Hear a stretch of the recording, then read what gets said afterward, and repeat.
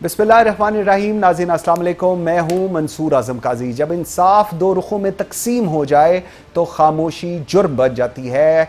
नाज़रीन, 9 मई 2023 का दिन महज एक एहतजाज नहीं था, ये पाकिस्तानी सियासत की बुनियादें हिला देने वाला ज़लज़ला था। आज 1 साल बाद अदालतें इन वाक़यात पर फैसले सुना रही हैं और वो फैसले मामूली नहीं बल्कि सियासी मंजरनामा बदलने वाले हैं। लाहौर की इंसदाद दहशतगर्दी ने डॉक्टर यास्मीन राशिद, साबिक़ गवर्नर उमर सरफराज चीमा, मियां महमूद रशीद, एजाज चौधरी और दीगर रहनुमाओं को 10-10 साल कैद की सज़ा सुनाई। शाह महमूद कुरैशी इस मुकदमे से बरी कर दिया गया। सरगोदा में भी अपोजिशन लीडर पंजाब मलिक अहमद खान खच्चर को इसी नौयत के इल्ज़ाम में 10 साल कैद। और अब फैसलाबाद की अदालत ने उमर अयूब, जरताज गुल, शिबली फराज और 100 से ज़ायद अफराद को 10-10 साल कैद की सज़ा सुना दी है, जबकि फवाद चौधरी और जैन कुरैशी बाइज्जत बरी। सवाल ये है, क्या इंसाफ के पैमाने मुकदमे की नौयत से तय हो रहा है या सियासी वफादारी से? सवाल ये है, पाकिस्तान तहरीक इंसाफ के चेयरमैन कहते हैं कि फैसले इंसाफ नहीं, सियासी इंतकाम और अवामी मैंडेट पर हो रहे हैं। इसी दौरान इमरान खान के बेटे कासिम और सलमान अमेरिका में खुल्लम खुल्ला अपने वालिद की रहाई के लिए आलमी मदाखलत की अपील कर रहे हैं और मुल्क में अदालती कार्रवाइयों की रफ्तार अचानक नाकाबिले फ़हम हद तक तेज़ हो चुकी है। तो अब सवाल सिर्फ ये नहीं रहा कि ये फ़ैसले कानूनी हैं या गैर कानूनी, बल्कि ये है कि क्या ये सज़ाएँ एक बड़े सियासी स्क्रिप्ट का हिस्सा हैं? क्या इमरान खान की आलमी लॉबिंग रियासत पर असर डाल रही है? क्या तहरीक इंसाफ सड़कों पर वापसी के लिए तैयार है या अब इसका इन्हिसार सिर्फ वाशिंगटन पर ही होगा? इस अहम सूरत-ए-हाल पर बात करने के लिए मुझे ज्वाइन करेंगे प्रोग्राम के पहले हिस्से में इमरान इस्माइल, साबिक़ गवर्नर सिंध। बहुत शुक्रिया आपके टाइम देने का। 9 मई के मुकदमात में पार्टी की पूरी सफ़े अव्वल को एक एक करके जेल में डाला जा रहा है। क्या आप मानते हैं कि ये सज़ाएँ सिर्फ मुकदमात का नतीजा है या आप भी महसूस कर रहे हैं कि कोई सियासी स्क्रिप्ट पर काम हो रहा है? बिस्मिल्लाहिर्रहमानिर्रहीम। जी देखें, बात यह है कि अभी तक तो कोई जुर्म प्रूफ हुआ नहीं है और ये सजाएं आना शुरू हो गई हैं, तो सियासी स्क्रिप्ट तो है ही है इसके अंदर। और जिन लोगों को सजाएं हो रही हैं, ये इसमें मोस्टली जो थे वो शायद वो शहर में भी नहीं थे और इस तरह की चीज़ें भी हुई हैं। और कई लोगों की बरियत भी इसके अंदर आई है, जिसमें फवाद चौधरी, शाह महमूद कुरैशी और उनका बेटा जैन कुरैशी और दीगर दोस्त शामिल हैं। तो इसको अभी थोड़ा सा देखना पड़ेगा। मैं अब तक जजमेंट की कॉपी मेरे पास नहीं पहुंची है, मैं देख नहीं सका हूं कि वो जजमेंट किस बेसिस पे उन्होंने दिया है। लेकिन बहरहाल अगर हम चैलेंज करते हैं डिसीजन को कि जी सज़ाएं गलत हुई हैं, तो फिर जिनको रिलीज़ किया है वो भी चैलेंज होते हैं। और अगर हम ये चैलेंज करते हैं कि जो रिलीज़ हुए हैं वो ठीक हुए हैं और सज़ाएं गलत हुई हैं, तो ये मुमकिन नहीं होगा। तो इसको जजमेंट को पूरा देखना पड़ेगा एज इट इज़। लेकिन मेरा ख्याल है कि इनको अभी हाई कोर्ट से रिलीफ मिलेगा। ये बिल्कुल जब हाई कोर्ट में अपील ये तो उनको रिलीफ मिलेगा, या शायद मिल चुका होगा इस वक्त तक जब हम बात कर रहे हैं। बिल्कुल सही। अभी जिस तरह आप भी बात कर रहे हैं, फवाद चौधरी हो जाएं, शाह महमूद कुरैशी, जैन कुरैशी, इनको रिलीफ, क्या पार्टी को यकीन है कि शाह महमूद दोबारा फ्रंट फुट पर लाए जा रहे हैं? और अगर है, क्योंकि ये डिस्कशन भी बहुत ज़्यादा इस वक्त हो रही है, अगर हैं तो किन शराइत पे आपको लगता है एकदम ये सारे लोग क्लियर हो गए? देखिए, शाह महमूद कुरैशी ने 2 साल जेल के काटे हैं और वो अनफॉर्चुनेटली वो एक ऐसी शख्सियत हैं कि जिनको पाकिस्तान तहरीक इंसाफ ने अब तक दिल से कबूल नहीं किया है। उनकी हर चीज़ पे एक शक होता है कि जी शाह महमूद कुरैशी की अगर रिलीज़ हुई है तो क्या कोई डील हो गई है, क्या शाह महमूद कुरैशी को फ्रंट पे लाया जा रहा है। अगर ये सारा काम शाह महमूद कुरैशी ने करना होता तो वो 2 साल जेल ना काटते और पहले दिन ही ये काम वो कर जाते कि जी वो इमरान खान को जेल और शाह महमूद कुरैशी को बेल, और वो बेल पे अपना वो काम करते रहते। लेकिन उन्होंने पार्टी के साथ वफा की, वो पार्टी के साथ रहे, उन्होंने सही और गलत हर चीज़ में पार्टी का साथ दिया और वो पार्टी के बिल्कुल शाना बशाना खड़े हुए हैं। तो मैं समझता हूँ कि पाकिस्तान तहरीक इंसाफ के लिए एक गोल्डन अपॉर्चुनिटी है कि इस वक्त जबकि उनके पास क़यादत की शदीद कमी है, अगर शाह महमूद कुरैशी बाहर आते हैं और पार्टी को लीड करने का फैसला करते हैं। ये भी तो होता है ना जी कि जैसे डॉक्टर आरिफ अलवी बाहर आए, उम्मीद थी कि वो पार्टी को लीड करेंगे, लेकिन वो मुल्क छोड़कर बाहर चले गए और यहाँ पार्टी को लीड नहीं किया उन्होंने। मुझे नहीं पता कि शाह महमूद कुरैशी का क्या प्रोग्राम है, क्या वो परवेज़ इलाही की तरह साइलेंस में चले जाएंगे या वो एक्टिव सियासत का हिस्सा रहेंगे और तहरीक इंसाफ को लीड करेंगे। अगर तो लीड करते हैं तो तहरीक इंसाफ के लिए साया रिलीफ है, और अगर तहरीक इंसाफ खुद शाह महमूद कुरैशी के ऊपर झूठे इल्ज़ाम लगाते हैं कि जी डील के तहत बाहर आए या फलाना है, तो मेरा ख्याल है कि that will be very heartening for Shah Mahmood Qureshi also, कि वो इतनी सज़ा काट के बाहर आए हैं और फिर उसके बाद पार्टी के लोग उनके ऊपर इल्ज़ाम लगाएं। बिल्कुल सही। अच्छा, इसमें बहुत सारे और भी लोग हैं, जिस तरह मैंने अभी अभी इंट्रो में भी बताया था, डॉक्टर यास्मीन राशिद हो गई, एजाज चौधरी हो गए, उसके बाद उमर चीमा हो गए, इन सारों की सज़ाएं। डॉक्टर यास्मीन राशिद पे लास्ट वीक भी यही बात हो रही थी, हम यही कह रहे थे कि she is a cancer survivor, she is a very old lady और बड़ी स्ट्रॉन्ग पर्सनैलिटी इट्सेल्फ। ये जो सज़ाएं आपने इनको दी हैं, आप देखते हैं हुकूमत ने इनको दी हैं, अदालतों की तरफ से आई हैं, इनका असर या कोई मैसेज अक्रॉस द बोर्ड एक थ्रू किया गया है कि whosoever will come against this line, उसके साथ फिर इसी तरह होने जा रहा है? देखिए, एक चीज़ तो क्लियर है ना कि एक रेड लाइन इमरान खान ने खींची थी और एक रेड लाइन जो है वो इस्टेब्लिशमेंट ने खींची थी, और दोनों एक्सट्रीम पोजीशंस पर थे कि जी बिल्कुल इस रेड लाइन को क्रॉस करना कबूल नहीं किया जाएगा। यास्मीन राशिद का जो केस है उनका हमने देखा, बारहा उनके वीडियोस में देखा कि वो लोगों को मना कर रही हैं उस मना तरफ कर रही जाने हैं। के लिए, बिल्कुल। लेकिन बहरहाल वहाँ पहुँचना भी एक जुर्म ही था कि वो वहाँ पर पहुँची थी और अवाम वहाँ पर थी उनके साथ, लेकिन वो मना कर रही थी बहरहाल कि वो अंदर ना जाए। और दूसरा ये कि यास्मीन राशिद की एज और उनकी बीमारी को देखते हुए मेरा अपना ये ख्याल था कि शायद इनके ऊपर कोई रहम वाला काम किया जाएगा और इन्हें कोई रिलीफ दिया जाए यास्मीन राशिद साहिबा को, क्योंकि वो काफ़ी बीमार हैं इस वक्त, वो कैंसर, सीरियस कैंसर में मुब्तला है, और जाहिर है कि जेल में उनको वो सहूलियात नहीं मिल सकती जो उनको घर पर या अस्पताल में मिल सकती हैं।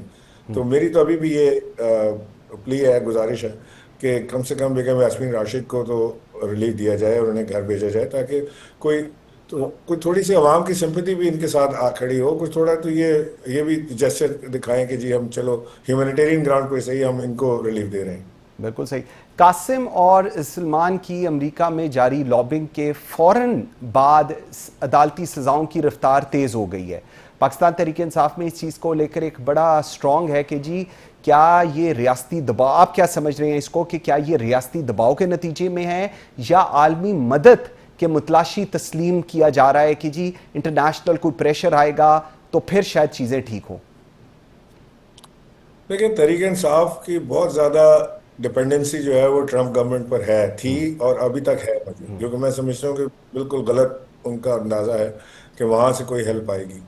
इमरान खान इस वक्त जो है वो इंटरनेशनल गेम जो है उसके अंदर किसी तरह भी फिट नहीं होते, और इमरान खान की ज़रूरत जो इंटरनेशनल लॉबी है उसको इस वक्त नहीं है। इमरान खान के बेटे जो अमेरिका गए, तो मेरी नज़र में तो खातिर खा मुलाकातें उनकी नहीं हो सकी, रिचर्ड गैनल के अलावा कोई काबिल ज़िक्र ऐसी मुलाकात नहीं है कि जो वो कर सके। और अगर ये प्लान करके करते कोई प्रेसिडेंट ट्रंप से या कम से कम वाइस प्रेसिडेंट जेडी वेंस से कोई मुलाकात होती है और उससे बात करते तो बात और होती, तो इसका कोई बहुत बड़ा इम्पैक्ट आया नहीं है कोई ऐसा। इसको इन दो चीज़ों को जोड़ने की मुझे नहीं लगता कोई ज़रूरत है कि वो क्योंकि बेटे वहाँ गए थे लिहाजा यहाँ पे अदालती निज़ाम से फैसले तेज़ी से आने लगे हैं, क्योंकि उसका कोई खातिर खा नतीजा या उससे कोई खातिर खा इम्पैक्ट आना जो है वो मेरी नज़र में तो वो ज़ीरो ही है इस वक्त, तो वहाँ से कोई कामयाबी हासिल हो नहीं सकी। बिल्कुल ठीक है। एक ये भी हुकूमत से जब हम बात कर रहे होते हैं तो हुकूमत कह रही होती है कि जी पहले खान साहब ने ही कहा एब्सोल्युटली नॉट, और अब उस एब्सोल्युटली नॉट के बाद उनके बेटे जाके अपने वालिद के लिए उसी अमेरिका की तरफ जा रहे हैं। इस पर्सपेक्टिव को आप किस तरह फिर देखते हैं? देखिए, खान साहब ने बड़ा स्ट्रॉन्ग स्टैंड लिया था, और उन्होंने बगैर अभी अमेरिका ने मांगे भी नहीं थे एयर स्पेस या जो एग्जैक्टली। अड्डे थे, हाँ। हाँ। फजाई अड्डे थे, उन मांगे भी नहीं थे। अभी तो एक अजम्पशन पे बात हो रही थी कि अगर अमेरिका मांगे तो आपका क्या जवाब होगा, उस पर खान साहब ने बड़ा स्ट्रॉन्ग स्टैंड लिया, उन्होंने कहा जी एब्सोल्युटली नॉट। तो अभी तो अमेरिका ने मांगा भी नहीं था, उसको शायद डिप्लोमेटिकली किसी और तरीके से भी घुमाया जा सकता था, बट खान साहब बीइंग खान साहब, he is what he is, वो उनसे कोई बात छुपाई नहीं जाती, तो वो बिल्कुल साफ साफ वो आदमी है, बात कर गए। बेटे जो बात करने गए हैं वो ये नहीं कहने गए कि जी आप इमरान खान को रिलीज करा रहे हैं और हम आपको अड्डे और एयर स्पेस दे देंगे, ऐसी कोई डील ऑफिंग है नहीं। और इस वक्त अमेरिका का बहुत ज़्यादा रिलैक्स है, अमेरिका कंफर्टेबल है इस पाकिस्तान की इस्टेब्लिशमेंट और इस हुकूमत के साथ। तो इस वक्त तो कोई मुझे नहीं लगता कि वहाँ से कोई ऐसी चीज़ आएगी जिससे पाकिस्तानी इस्टेब्लिशमेंट या प्रेजेंट रिजीम जो है वो किसी तरह अपसेट हो। बहुत कंफर्टेबल सिचुएशन में है। फॉर्चुनेटली जनरल आसिम मुनीर को उन्होंने लंच पर भी मदऊ किया, जो दुनिया में पहला वाक़या था किसी आर्मी जनरल को अमेरिकन प्रेसिडेंट लंच पर बुलाए और बात करे। तो ये बहुत बड़ी चीज़ उनके लिए हुई है और इससे उन्होंने बड़ी मॉरल विक्ट्री मेरा ख्याल है कि उनको मिली है कि जो जिस चीज़ के ऊपर पीटीआई की डिपेंडेंसी थी वो ख़त्म हो गई है। बिल्कुल सही। अच्छा, इसमें एक और भी चीज़ है जो बड़ी हाईलाइट अब हो रही है, लोग बात भी कर रहे हैं। 9 मई को एक वाकया होता है, उसके अंदर बहुत सारे लोगों को अरेस्ट कर लिया जाता है जिनको आज 1 साल के बाद सज़ाएं सुनाई गई हैं। लेकिन बहुत सारे लोग हैं जिन्होंने बाहर निकलकर प्रेस कॉन्फ्रेंस की, बहुत सारे हैं जिन्होंने कहा जी हम सियासत छोड़ देंगे या दूसरी जमात जो बनाई गई उसको ज्वाइन कर लिया। वो तमाम इस पूरे प्रोसेस से बरी ज़िम्मा हो गए। इसको आप कैसे देखेंगे? नहीं, बरी जिम्मा नहीं हुए। मैं अपनी बात आपसे अगर करूं तो मेरे पास वक्त तकरीबन 22 के करीब केसेस हैं जो चल रहे हैं। अभी थोड़े दिन पहले भी मेरा अरेस्ट वारंट निकला था, आपने नोट देखा होगा। हाँ जी। एक हफ्ता पहले की अरेस्ट वारंट निकला था। तो हम अदालतों में पेशियां हम जा रहे हैं, हम मुसलसल पेशियां भुगत रहे हैं, कभी रावलपिंडी की अदालत में, कभी इस्लामाबाद की अदालत में, कभी लोअर कोर्ट में, कभी हाई कोर्ट में। तो हमारे ऊपर अभी केसेस बाकी हैं। सिर्फ ये बात है कि हमारे केसेस इतने हाईलाइट या रिपोर्ट नहीं होते क्योंकि शायद हम अब सियासी तौर पे इतने इम्पोर्टेंट नहीं रहे हम लोग। बाकी जो लोग सियासी तौर पे इम्पोर्टेंट हैं, जो सियासत में रोल प्ले कर रहे हैं, उनकी हाईलाइट ज़्यादा हो जाती है चीज़। बिल्कुल सही। बैरिस्टर गौहर कह रहे हैं कि असेंबलियों से मुस्ताफ़ी होने पर संजीदगी से गौर कर रहे हैं। क्या ये इमरान खान की कोई वाज़ेह हदायत है या एक जज्बाती रद्द अमल है इन 9 मई के फैसलों के बाद?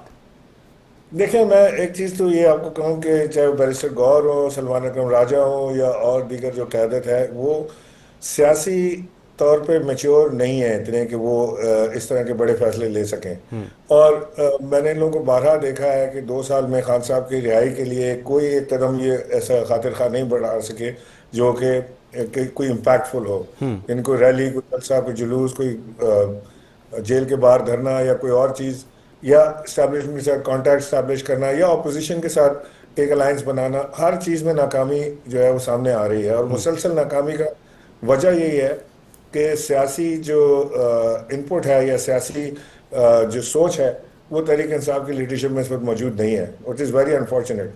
और कई बार तो मुझे ऐसा भी लगता है कि जो बाहर इस वक्त लीडरान कराम है वो इंजॉय कर रहे हैं इस लाइफ को जिसमें इमरान खान जेल में है और वो बाहर लीडर बने फिर रहे हैं। वो इस लाइफ को भी इंजॉय कर रहे हैं। कुछ कॉम्प्रोमाइज लगते हैं, कुछ डरे हुए लगते हैं, कुछ के अंदर सियासी सूझबूझ की कमी लगती है। सो ओवरऑल मिला के मैं आपसे कह दूँ, अगर सारी चीज़ों को मिला के हम कहें कि तहरीक इंसाफ की जो जेल से बाहर लीडरशिप है वो मुकम्मल तौर पर नाकाम होगी। बिल्कुल सही है ये, क्योंकि ये जो आपका व्यू है ये अक्सर जो जेन्युइन ओरिजिनल पीटीआई के लीडरशिप है वो हमेशा ये कहती है कि 2 साल से ये लीडरशिप है जो आज की है और ये कुछ नहीं कर पा रहे, तो उनके खान साहब के बाहर ना निकलने में इनकी नालायकी सबसे ज़्यादा है। लास्ट जरा मुझे बताइएगा, क्या पार्टी समझती है कि ये तमाम नाअहलियाँ और सज़ाएँ एक ही हदफ की तरफ जा रही हैं, तहरीक इंसाफ को पार्लियामेंट से बाहर रखना?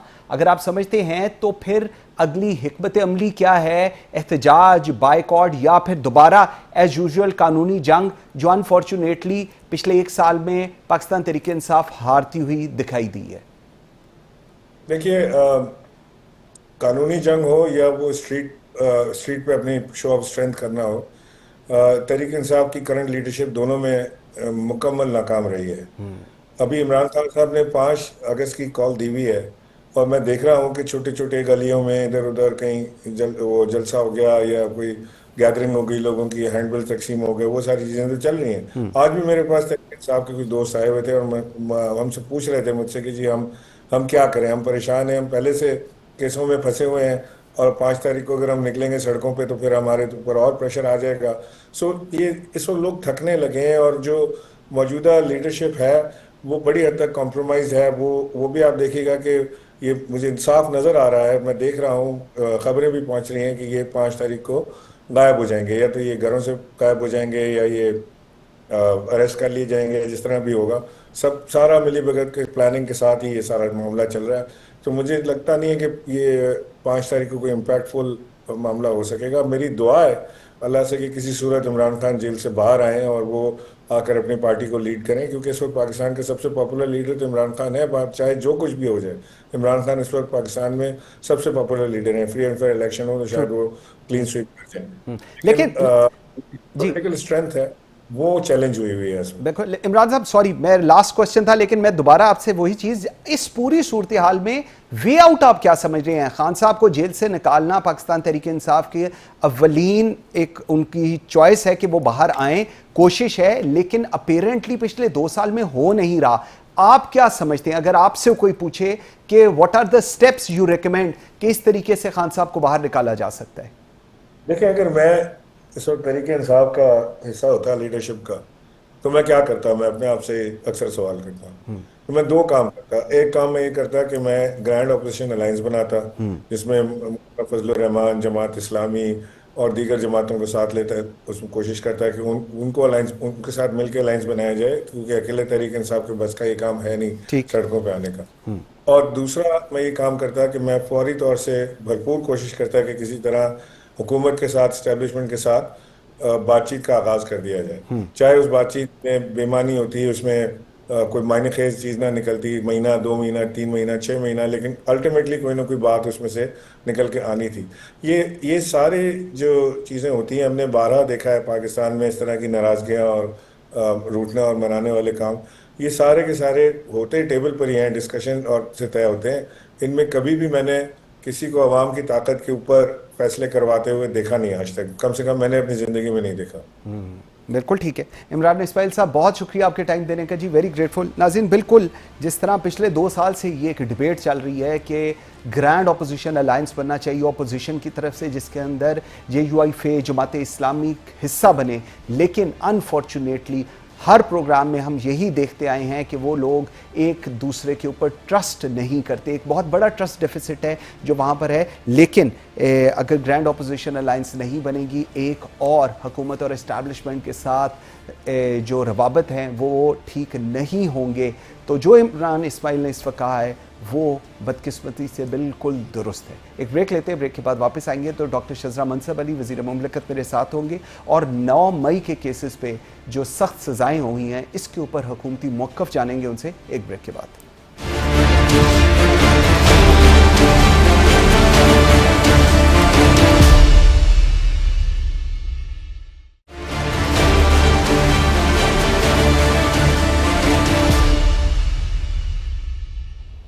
Welcome back after the break जी। नाज़रीन, 9 मई केस में दी गई सख्त सज़ाओं पर हुकूमती मौक़िफ़ जानने के लिए मुझे ज्वाइन किया है डॉक्टर शज़रा मनसब अली ने। आप वज़ीर मुमलिकत हैं और मुस्लिम लीग नून की सीनियर रहनुमा। डॉक्टर साहब, बहुत शुक्रिया आपके टाइम देने का। क्या ये महज इत्तफ़ाक़ है या जैसे जैसे खान साहब के बेटे आलमी सतह पर आवाज़ बुलंद कर रहे हैं वैसे वैसे यहाँ 10-10 साल की सज़ाएँ गिरती जा रही हैं? क्या ये सब कुछ आलमी दबाव से बचने की हुकूमत की कोई पेशबंदी है जी? जी, बहुत शुक्रिया मंसूर अपने प्रोग्राम में बुलाने का। देखिए, जहाँ तक तो बेटों का सवाल है या उनका इंटरनेशनली आवाज़ उठाने का सवाल है, that's a non issue for us. वो आवाज़ उठाएं या जिस तरीके से उन्होंने जाके बात की कि जी we are looking to America, वो अपने आप को एक्सपोज कर रहे हैं। एक तरफ इन्होंने कहा कि एब्सोल्युटली नॉट और हम कोई गुलाम हैं, दूसरी तरफ आप देखें कि ये भागे भागे अमेरिका के पास जाते हैं कि जी आए और हमारे अंदरूनी मुल्क के हमारे अंदरूनी मामलात में आके मुदाखलत करें। तो ये अपने आप को एक्सपोज कर रहे हैं, अपनी दोहरे मयार को एक्सपोज कर रहे हैं। जिस तरीके से इन्होंने अमेरिका में लॉबी की, जिस तरह से इन्होंने पाकिस्तान मुखालिफ महाज अमेरिका में खोला, वो तमाम अवाम जानती है। IMF को इन्होंने खत लिखे कि पाकिस्तान के साथ प्रोग्राम ना जारी रखे। ये सब स्टेट के खिलाफ इनकी थी। तो उनका तो इशू आई डोंट थिंक कि कोई भी है हुकूमत का फोकस बिल्कुल और है। जहाँ तक 9 मई की सजाओं का ताल्लुक है, तो देखिए वो ऑलरेडी बहुत ज्यादा देर हो चुकी है। और 9 मई के बारे में ये कहना कि सख्त सजाएं, मैं समझती हूँ कोई भी सजा सख्त नहीं हो सकती अकॉर्डिंग टू जो हुआ था। 9 मई को उसके कॉन्टेक्स्ट में देखें कि किस तरह पहले जमान पाक में बैठ के जहन साजी की गई और कहा गया कि इमरान खान हमारी रेड लाइन है। उसके बाद ये कहा गया कि एक ही वक्त में एक ऑर्केस्ट्रेटेड तरीके से पाकिस्तान के मुख्तलिफ शहरों में फौजी तनसीबात के ऊपर हमले किए गए और वो हथियार लोग साथ लेके गए हुए थे, आग लेके गए हुए थे। उन्होंने जलाओ घेराव किया, उन्होंने आतिशबाजी की, उन्होंने अपने शोहदा के मुजस्समों को गिराया, उन्होंने इस किस्म की चीजें की कि इसमें सख्त से सख्त भी जो सजा होगी मैं समझती हूँ कम है, क्योंकि ये आप अपनी मुल्क के खिलाफ जब इस तरीके से एक प्लान्ड तरीके से हमला आवर होते हैं और अपनी उस फौज के खिलाफ जो कि पाकिस्तान की तहफ़्फ़ुज़ की ज़ामन है, उस फौज के खिलाफ जहां जिसके के बेटे आज भी वो हमारे बेटे हैं जो सरहदों पे हमारी हिफाजत कर रहे हैं। तो और अभी आप देखें कि अभी भी वो रुके नहीं हैं, पीटीआई वाले अभी भी रुके नहीं हैं, उनके फौज मुखालिफ बयानियां अभी भी जारी। तो मैं समझती हूँ कि ये सजाएं टू लेट हुई लेकिन बिल्कुल ठीक हुई। ठीक, अभी इमरान इस्माइल फॉर्मर गवर्नर सिंध मेरे साथ थे प्रोग्राम के अंदर पहले सेगमेंट में, वो भी यही बात कर रहे थे कि रेड लाइंस, इमरान खान साहब ने एक अपनी रेड लाइन बनाई, इस्टेब्लिशमेंट ने एक अपनी रेड लाइन बनाई और जो कि बहुत ही एक्सट्रीम थी और उसका ये आज रिजल्ट हम देख रहे हैं। उनका भी व्यू यही था कि जो इमरान खान साहब के बेटे अमेरिका कर रहे हैं वो उनको फ़ायदा नहीं दे रहा। लेकिन सवाल ये है, एक ही वाक़या, एक ही मुकदमा, किसी को 10 साल सज़ा, किसी को बरी कर दिया जाता है और जो प्रेस कॉन्फ्रेंस करता है वो पारसा है। क्या इंसाफ अब सियासी वफादारियों में आपको लग रहा है कि तकसीम हो चुका है? देखिए, जहां तक प्रेस कॉन्फ्रेंसेस की बात बार बार की जाती है ना, उसमें यह है कि ये एक रियासत मुखालिफ इकदाम था और ये कहा गया, बड़ी क्लियरली कहा गया कि अगर आप कौम से माफी मांग लें, क्योंकि ये कौम के खिलाफ है ना इकदाम, अगर रियासत के खिलाफ है तो अपने मुल्क के खिलाफ है और अपनी आवाम के खिलाफ है। अगर आप माफी मांग लेंगे, अपने इस गलती को एक्सेप्ट कर लेंगे तो आपको माफ कर दिया जाएगा। तो जिसने आके कहा, एक्सेप्ट किया कि हाँ हमने गलती की है, हमें ये नहीं करना चाहिए था, इस हद तक एक्सट्रीम पे। और आप देख लें कि अभी जो जंग हुई है भारत के साथ, किस महारत के साथ, किस बहादुरी और करेज के साथ हमने, हमारी पाक फौज ने और तमाम हमारी अफवाज ने पाकिस्तान का सर बुलंद किया पूरी दुनिया के अंदर। आज पाकिस्तान कहाँ खड़ा? उस जंग में इंडिया के दांत खट्टे करने के बाद सबको नजर आ रहा है। तो बात यह है कि अगर कोई आके उस गलती की माफी मांगता है तो उसको माफ कर देने में कोई हर्ज नहीं है। लेकिन अगर कोई कहता है कि जी ये तो फॉल्स फ्लैग ऑपरेशन था, ये तो हमने किया ही नहीं, हमारे तो ये खुद इन्होंने अपने वीडियोस बना के, अपने बयानात के वीडियोस बना के सोशल मीडिया पे डाले में, टीवी के ऊपर वो चलते रहे हैं, पूरी दुनिया में वो देखे गए हैं।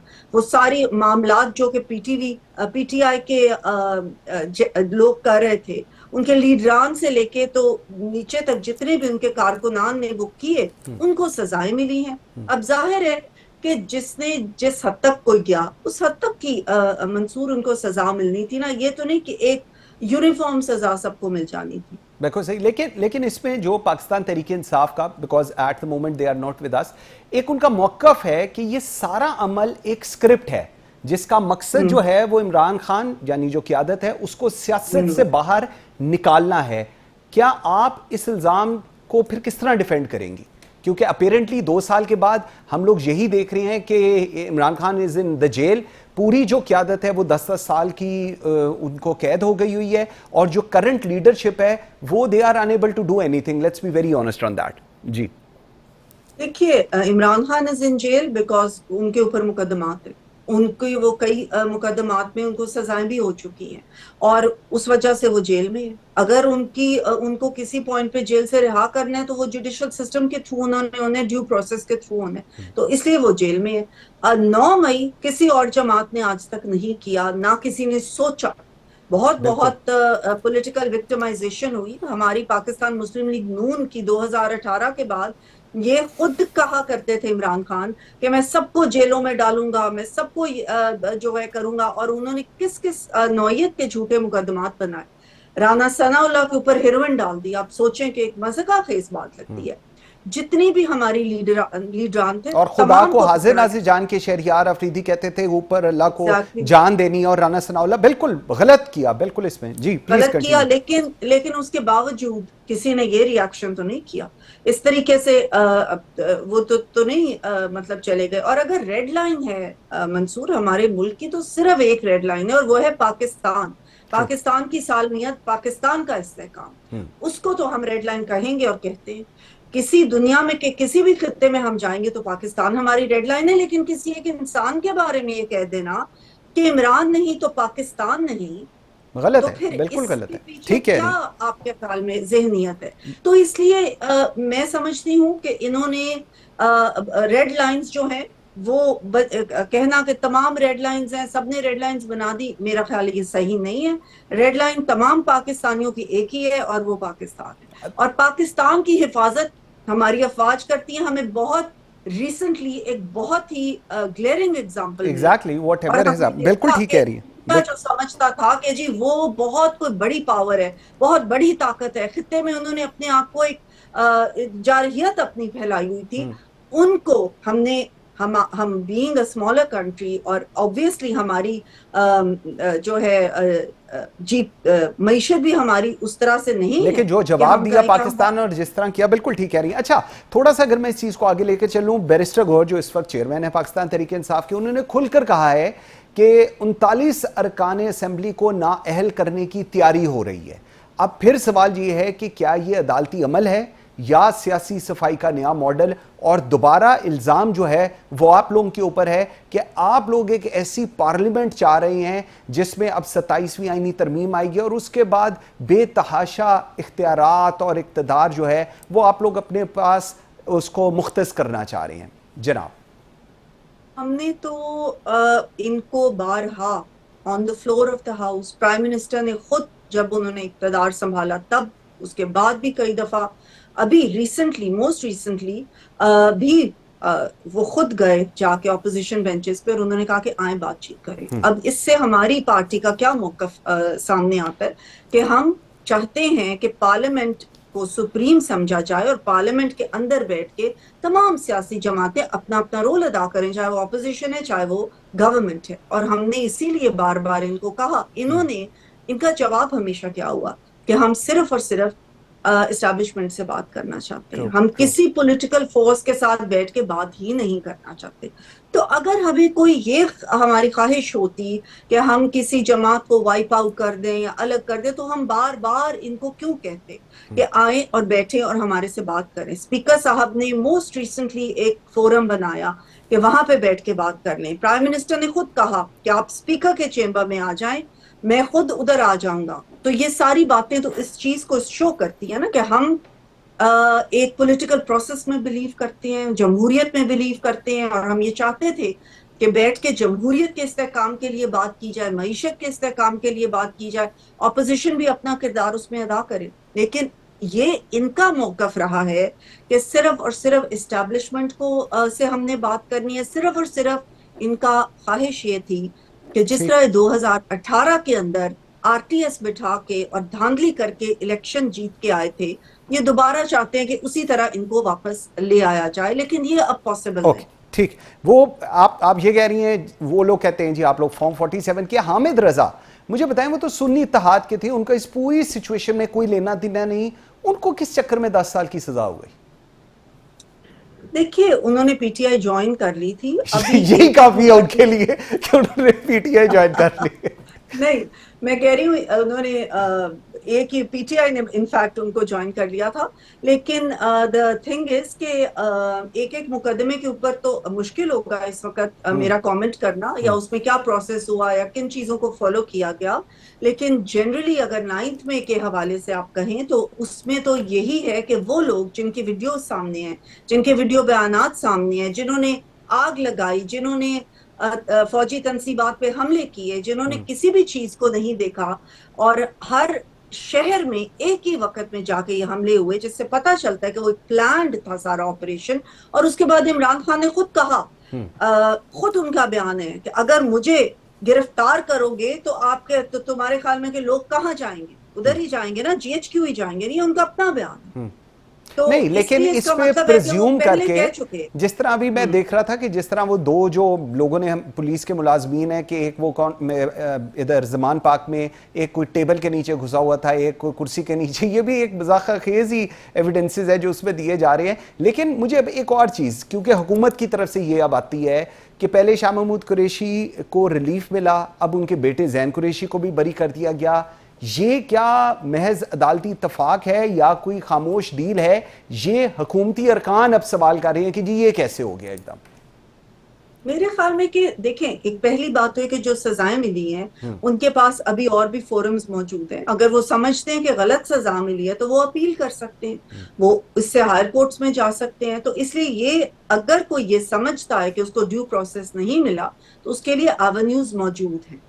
दूसरी बात ये है कि ये ड्यू प्रोसेस के बाद जिसको समझा गया कि वो 9 मई में मुलव्वस था, चाहे इंस्टिगेट करने में, चाहे बयानात देने में, और चाहे फिजिकली जाके वहां पे अपना हमलावर होने पे, तो उसको सजाएं मिली।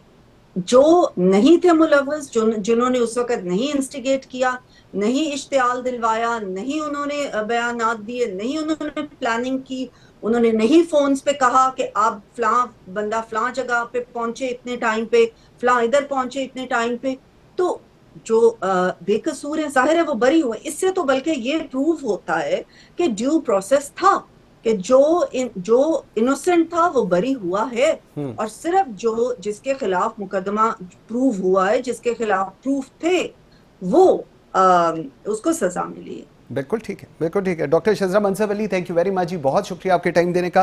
नाज़रीन, एक ब्रेक लेते हैं और ब्रेक से जिस वक्त हम वापस आएंगे तो चीनी स्कैंडल पूरे मुल्क को मफलूज कर चुका है। ये चीनी का एक दफ़ा दोबारा जो हम देख रहे हैं मुल्क के अंदर, इसको लेकर एक माफिया जो पहले हर हुकूमत का हिस्सा भी रहे हैं, और कितनी बेबस होती हैं हमारी हुकूमतें और ये रियासत कि ये माफिया जो कि एक बुनियादी ज़रूरत है हर शख्स की, उस माफिया इस मुल्क के साथ खेल रहा है। इस पर बात करेंगे, मेरे साथ रहिए।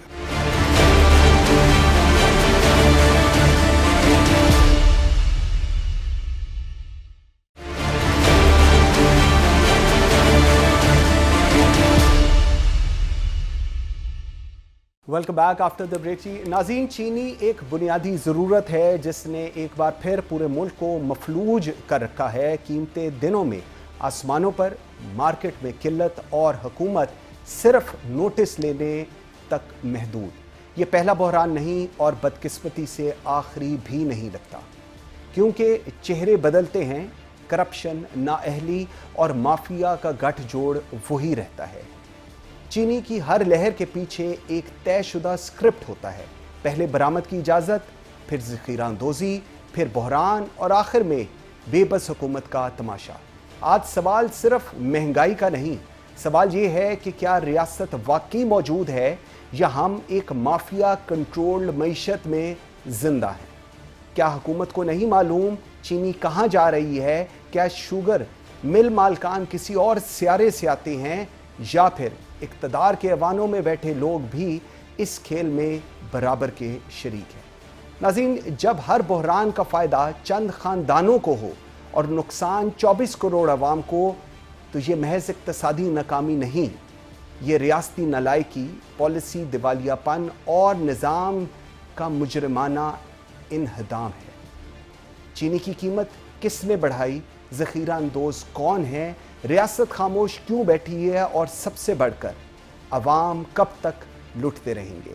इस अहम सूरत-ए-हाल पर बात करने के लिए मुझे ज्वाइन किया है खालिद खोखर साहब ने, सदर किसान इत्तेहाद। खोखर साहब, बहुत शुक्रिया आपके टाइम देने का।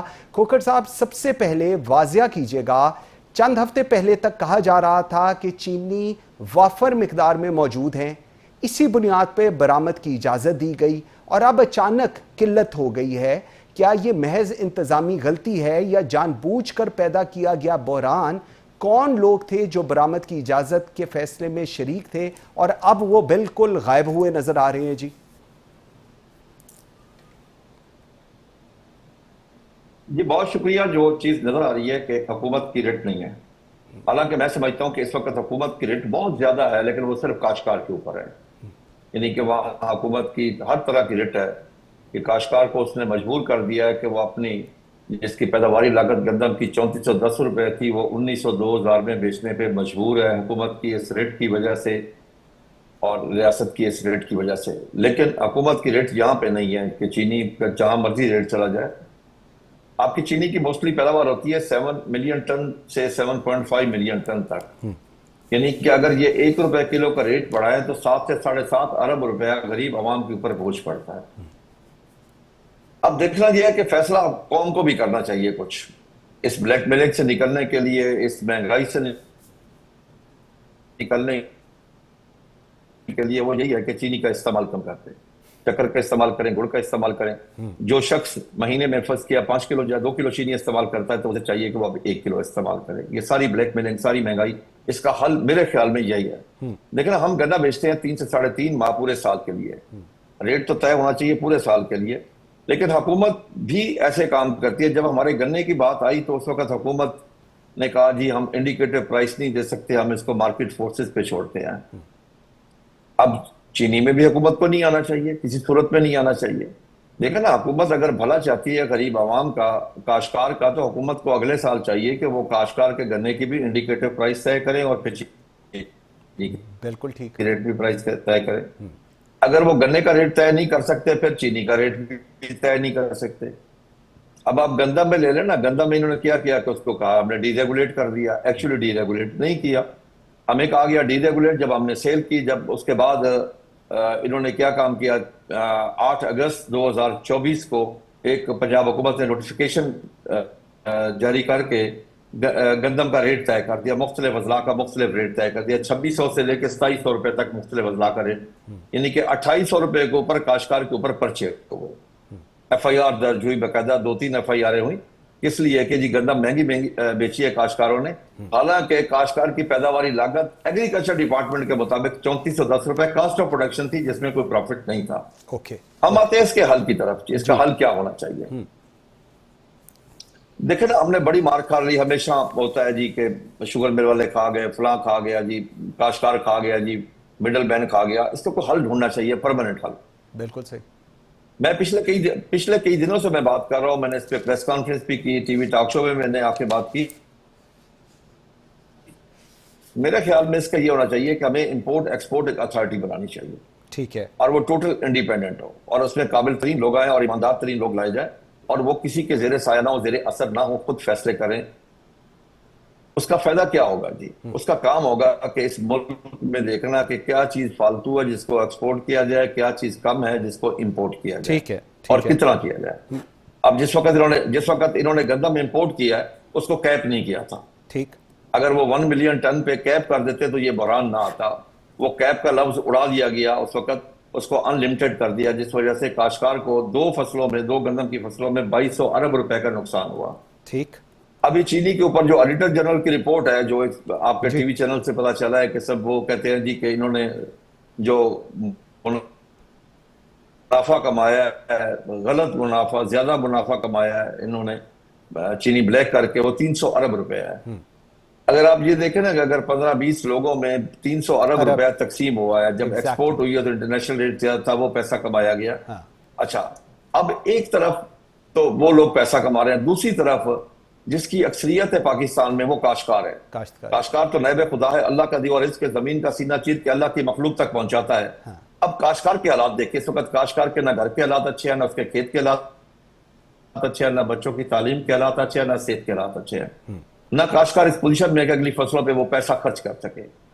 आज पाकिस्तान का जो सबसे बड़ा मसला है ना उठाया हुआ, लेकिन असल जो उठाने वाला है वो फूड सिक्योरिटी का इस वक्त, कि अगले फसलों पे काश्तकार के पास पैसे नहीं है वो खर्च कर सके, वो बैलेंस शुदा फर्टिलाइजर कर सके, वो पेस्टिसाइड का स्प्रे कर सके। मैं अभी की आपको मिसाल दे रहा हूं जी, एग्रीकल्चर डिपार्टमेंट पंजाब ने बड़ी मेहनत की, कोशिश की कि अर्ली कॉटन उन्होंने को 9 लाख एकड़ लगवा ली थी, जो पिछले साल 3 लाख एकड़ थी, ये 9.25 लाख एकड़ पे लगी। ठीक। लेकिन लगाने का फायदा या नुकसान क्या हुआ? जब काश्तकार ने देखा कि पैदावारी लागत भी बढ़ गई और रेट ना होने के बराबर है, उसको पैदावारी लागत नहीं मिल रही।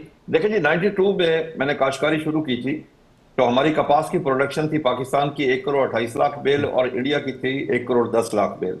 ठीक, यानी हमारी 18 लाख बेल इंडिया से ज्यादा थी। ठीक। आज अब फर्क देखें कि इंडिया चला गया 4 करोड़ बेल पे, हमारी पिछले साल 52 लाख थी और इस दफा मैक्सिमम 50 लाख बेल हो जाएगी। उसकी वजह सिर्फ यही है कि काश्तकार के पास पैसे नहीं उसके ऊपर खर्च करने के लिए, वो बैलेंस यूज ऑफ फर्टिलाइजर नहीं कर सकता। इस वक्त आपके पास जो कम इस्तेमाल हुई है फर्टिलाइजर को, 25% यूरिया का इस्तेमाल कम हुआ है, 15% फास्फोरस खादों का इस्तेमाल कम हुआ है, इस तरह 15-20% पोटाश का इस्तेमाल कम हुआ है, पेस्टिसाइड का 30% इस्तेमाल कम हुआ है। अगर बैलेंस यूज ऑफ फर्टिलाइजर नहीं होगी तो हमारी फसलें कहां बेहतर हो सकती है? बैलेंस यूज ऑफ फर्टिलाइजर ना होने की वजह कि काश्तकार को जब फसलों का रेट नहीं मिलता नहीं उस मिलता। वक्त। लेकिन खोखर साहब, अब ये जो पूरी आप बात बता रहे हैं, बड़ा आपने इसका डिटेल के अंदर बताई एक एक चीज, लेकिन हम जो जिस साइड से हम देख रहे होते हैं, आप तो ऑब्वियसली एक्सपर्ट हैं इस चीज के, कि हर बहरान में एक शुगर माफिया का जिक्र होता है, लेकिन आज तक इन माफियाज के नाम, मिल्स की या सियासी पुष्टपनाही सामने क्यों नहीं आती? आपके नजदीक ये जो शुगर माफिया कौन लोग हैं? क्या आपको लगता है कि ये सब कुछ खुद होता है या हुकूमती सरपरस्ती खामोश है इस सारी सिचुएशन को लेकर? इसको आप कैसे देखते हैं? क्योंकि eight the end of the day आप लोग सफर कर रहे हैं, पाकिस्तान की 24 करोड़ आवाम सफर कर रही है। अगर हमारे पास ऑप्शन बाद में ये होनी है कि हम एक एग्रीकल्चर लैंड हैं और उसके बावजूद हम ये डिस्कशन करें कि हमें शक्कर और गुड़ पे, जो कि आपका बड़ा एक अच्छा एडवाइस है, उस पर चले जाना चाहिए, तो जो लोग तबाही निकाल रहे हैं इन पर गिरफ्त क्यों नहीं ठीक करनी चाहिए? देखिए जी, जो मैं देख रहा हूं, एक अगर मुझे याद आ गया, 4 मई 2021 को एक पंजाब असेंबली में शुगर केन एक्ट पास हुआ जो काश्तकार का मौशी कत्ल था। ओके। और उसमें हुआ क्या जी, ये एक दुनिया का एक नया अजूबा था जी, कि फूड डिपार्टमेंट की तरफ से समरी कुछ और गई तो वहां कानून कोई और पास हुआ जो अंदर टेबल ही नहीं हुआ। किसी एमपीए को नहीं पता कि हमने क्या पास किया, किसी को नहीं पता था। और 18 जून को जाके उसका नोटिफिकेशन हुआ तो हमें पता चला ये क्या हुआ। और जो मुझे मालूमात है, उस वक्त हमने उसकी बड़ी प्रेस कॉन्फ्रेंस की, बड़ा शोर मचाया, बहुत जगह पे हम गए जहां पे जाके शोर मचाया। अल्हम्दुलिल्लाह को 2-3 माह बाद हम कामयाब भी हो उस एक्ट को चेंज करवाने में। तो वहां पे जो फील हुआ कि सारे इकट्ठे थे, टोटल पेट की खातर ये सब इकट्ठे हैं। वैसे हमारे सामने इनकी लड़ाई झगड़ा ये वो हर वक्त आपस में खड़े हो गए, एक दूसरे के साथ लड़ाई कर रहे होंगे। जहां पेट का मामला आएगा वहां पे हमारे सियासतदान, सियासी पार्टियां सब इकट्ठे हैं। पेट किसका? किसका पेट? खोखर साहब, किसके पेट की बात? इनका अपना। उस वक्त मैं वाजे कर रहा हूं, मैं नहीं झिझकता था, मैं वाजे बात करता हूं। उस वक्त पीटीआई शामिल थी, नून लीग शामिल थी, पीपल्स पार्टी शामिल थी, काफ लीग शामिल थी। इन सब ने मिलकर मुतफिका तौर पे वो कानून पास करवाया और किसी ने उसकी मुखालफत न की, किसी ने खड़े होकर इसके खिलाफ बात न की कि एक ऐसा कानून पास हुआ है जो असेंबली में अंदर टेबल ही नहीं हुआ। किसी ने भी बात नहीं की, अपोजिशन भी नहीं उठी। अभी इन्होंने अपनी तनख्वाहें बढ़ाई हैं, सब इकट्ठे थे, सबने मिलकर, वहां पे किसी ने इतराज नहीं। सबने देखा ना, 600% तनख्वाह बढ़ाना क्या गरीबों पे क्या बीती होगी। लेकिन खोखर साहब, इसमें एक और भी तो चीज है ना। देखें, अब आपकी अगर मैं बात से ही अगर आगे चलूं, किसान को उसके गन्ने की कीमत नहीं मिल रही, अवाम चीनी 200 रुपए किलो खरीद रही है, तो दरमियान का मुनाफा कौन खा रहा है? फिर वही बात आती है ना। और क्या ये गठजोड़ हुकूमत, मिल मालकान और मिडल मैन के दरमियान को इतना ज्यादा है कि हम उसको रोक ही नहीं पा रहे? जो अभी आप पहले बात कर रहे हैं पेट भरने की, तो पीटीआई, नून, पीपल्स पार्टी अगर साथ मिलके उनका पेट भर रहा है इस सारे से, तो फिर हम क्या एक्सपेक्ट करें? क्योंकि हुकूमत तो इन्हीं लोगों ने चलानी है। देखें जी, सब इस मामले में सब इकट्ठे हैं जी, सब इकट्ठे हैं इसमें। इनमें कोई किसी किस्म की तकसीम नहीं है जी। देखिए ना, गरीब आदमी की क्या अयाशी है जी। एक गरीब आदमी जो मजदूर है, किसान है, उसकी बड़ी अयाशी आजकल यही है कि 2 मीठी चाय की चुस्कियां एक दिन में, उससे वो भी छीन ली गई है। हाँ। जिसको शुगर नहीं है, अब ये खुद तो चीनी इस्तेमाल नहीं करते, चीनी तो इस्तेमाल करता है गरीब आदमी, जिसको शुगर का फिक्र कोई नहीं, सारा दिन वो काम करता है और शाम को या सुबह उठ के वो चाय पीता है, मीठी 2 चाय की चुस्कियां लेता है, लेकिन वो अब उसकी कुव्वत खरीद से बाहर हो गई है। देखना ये चाहिए कि हम इनकी कॉस्ट ऑफ प्रोडक्शन क्या। मैं जो इंपोर्ट एक्सपोर्ट अथॉरिटी की बात करूं, उसने यही चीजें फैसला करनी है। दूसरी बात यह है उसमें लगेंगे तो इन्हीं के लोग ना जी। खोखर साहब, उस इंपोर्ट एक्सपोर्ट की जो ऑर्गेनाइजेशन बनेंगे उन पे इन्हीं के चहीते लगेंगे, उधर कौन से मैरिट पे किसी को लगाना है इन्होंने? अब आपकी बात बिल्कुल सही है जी, मैं आपसे एग्री करता हूं। अभी एक कमेटी प्राइम मिनिस्टर ने बनाई है इसको डीरेगुलेट करने के लिए, चीनी की डीरेगुलेट करने के लिए। अब उसमें सारे यही लोग हैं, उसमें कोई काश्तकार नहीं है जो सबसे बड़ा स्टेक होल्डर है। उस कमेटी में काश्तकार कोई नहीं है। काश्तकार कोई, जिनका इशू है वो है नहीं, जो मेन उसके अंदर पार्टिसिपेंट है वो है नहीं, जिनके ऊपर सारा ये केस होना है वो है नहीं, बाकी सारे बिल्कुल ठीक। लास्ट जरा मुझे बताइएगा, अगर आज, वैसे तो ये मेरा एक ख्वाब है लेकिन फिर भी मैं ये एक आपसे ख्वाब अपना शेयर करता हूं, अगर आज हुकूमत ऐलान करे कि चीनी बहरान के हर किरदार का डाटा अवाम के सामने लाया जाएगा, तो आपके ख्याल में कौन से ऐसे लोग होंगे जिनको आपको लगता है कि ये मास्टरमाइंड थे और ये इस पूरे खेल को खेल रहे हैं जी? नहीं, सारे मालिकान इकट्ठे हैं इस मामले में। इस मामले में इनकी आपस में कोई लड़ाई नहीं है। ये हम बामशवरा होकर सारी बातचीत करते हैं, सारे फैसले मिलके काम करते हैं, और इनके खिलाफ अगर कोई आवाज उठाए तो उसके पीछे भी पड़ जाते हैं। ठीक है ना जी।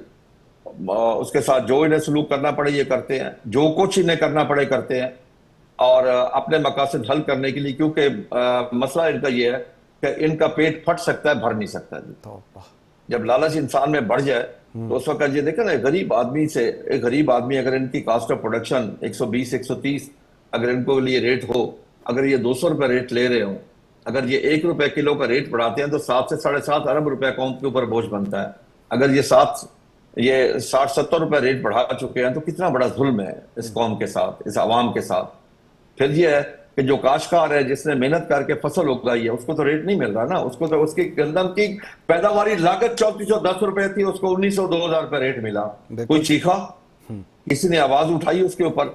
यकीन कर ले, मैं आपको हकीकत बता रहा हूं सर, इस वक्त काश्तकार के बहुत बुरे हालात है। मैं खुदा की कसम खा के कहता हूं, मैं उन काश्तकारों को जानता हूं जिन्होंने अपनी बच्चियों की शादियां मंसूख की हैं। जब उन्हें फसल की कीमत नहीं मिली तो उन्हें मजबूरन वो मंसूख करनी पड़ी। आज आप आके देखें कि खड़ी फसल के ऊपर काश्तकार हल चला रहे हैं, कपास की फसल के ऊपर। क्या वजह? उनके पास पैसे नहीं आगे खर्च करने के लिए। और मैं इन सबको कहता हूं, डरे उस वक्त से जब काश्तकार ये काश करना छोड़ जाएगा। देखें ना, काश्तकार भी अब ट्रेंड हो गया है। काश्तकार ने सबक सीखा है कि क्लर्क हड़ताल करता है, वो कलम चोर हड़ताल करता है। ताजर करता है, शटर डाउन करता है। सरदकार करता है, इंडस्ट्री बंद करता है। काश्तकार भी अपनी ज़राअत में बहुत बड़ी कमी लाने जा रहा है। पिछले साल गंदम की काश्त में उन्होंने 10% कमी दी, और आपको सामने रिजल्ट है कि आपकी 3 मिलियन टन जो है ना, 10% ही कम हुई आपकी फसल। अगले साल मुझे यकीन है, मैं जो देख रहा हूं कि 40% की कमी है। ये कमी हुकूमत पूरी नहीं कर सकती किसी लिहाज से भी। बिल्कुल सही। और हमारे साथ ज्यादती उस वक्त होती है कि जब मुख्तलिफ हुकूमती लोग आके बैठ के दावा करते हैं कि हमने रोटी 14 रुपए की कर दी। भाई आपका उसमें क्या किरदार है? हमारा तो काश्तकार है। एग्जैक्टली, बिल्कुल ठीक है। मौशी कत्ल तो काश्तकार का हुआ है। बिल्कुल ऐसा। और मौशी कत्ल सिर्फ काश्तकार का नहीं हुआ, ज़राअत का मौशी कत्ल हुआ, क्योंकि ज़राअत आगे नहीं चल सकती। बिल्कुल ठीक। खालिद महमूद साहब, इस तरीकेकार से ज़राअत ठीक। Khalid Mahmood Khokhar sahab, thank you very much जी, बहुत शुक्रिया आपके टाइम देने का। At the end of the programme जो खोखर साहब ने अभी बात की नाज़रीन, कि ये जो माफिया है इनका पेट फट सकता है लेकिन बदकिस्मती से भर नहीं सकता। बदकिस्मती ये भी है कि आज की हुकूमत हो, पिछली हुकूमत हो, नून लीग की हुकूमत हो, पाकिस्तान तहरीक इंसाफ की हुकूमत हो, पाकिस्तान पीपल्स पार्टी की हुकूमत हो, ये लोग शुगर माफिया हर पॉलिटिकल पार्टी के अंदर मौजूद है। इनको फैसले इनकी मर्जी के किए जाते हैं, और वो फैसले इस्लामाबाद से होते हैं, और वो फैसले इन लोगों के लिए किए जाते हैं क्योंकि ये चंद लोग इस मुल्क के हुक्मरान हैं और यही इस मुल्क को चलाएंगे। ये 24 करोड़ अवाम, आप, मैं, हम सब सिर्फ और सिर्फ कीड़े मकोड़े थे, हैं और बदकिस्मती से रहेंगे। मुझे मंसूर आजम काजी को इजाज़त दीजिए। अल्लाह हाफ़िज़।